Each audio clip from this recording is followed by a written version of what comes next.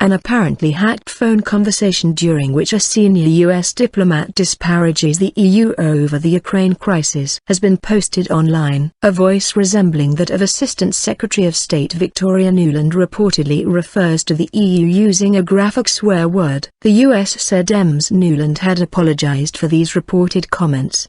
The audio also reveals a frank exchange about America's strategy on how to work with Ukraine's main opposition leaders.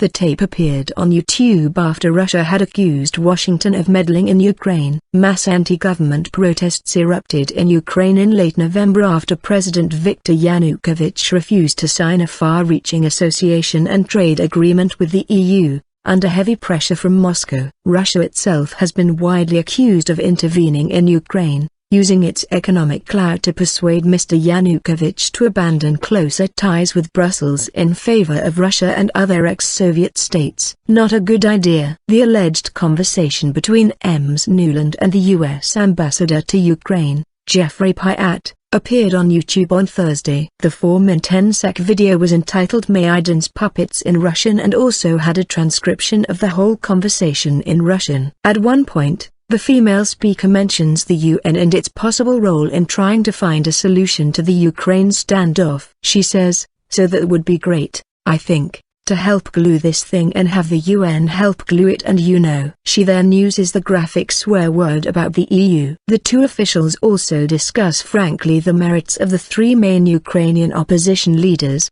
Vitaly Klitschko, Arseniy Yatsenyuk and Olet Tyahnybok. In the conversation, the female speaker says that Mr. Klitschko, the former heavyweight boxing world champion, should not be in any new government. "I don't think it's a good idea." U.S. officials refused to confirm or deny the tape's authenticity, but State Department spokeswoman Jan Psaki said, "I didn't say it was inauthentic." Ms. Psaki said Ms. Nuland had been in contact with her EU counterparts and of course has apologized for these reported comments. An EU official told the BBC, "The EU is engaged in helping the people of Ukraine through the current political crisis. We don't comment on alleged leaked telephone conversations." Psaki summit. Ms. Psaki hinted that the tape could have been leaked by Moscow, pointing out that a senior Russian official was one of the first to draw attention to the audio. She said, "We think this is a new low in Russian tradecraft. This is something they've been actively promoting,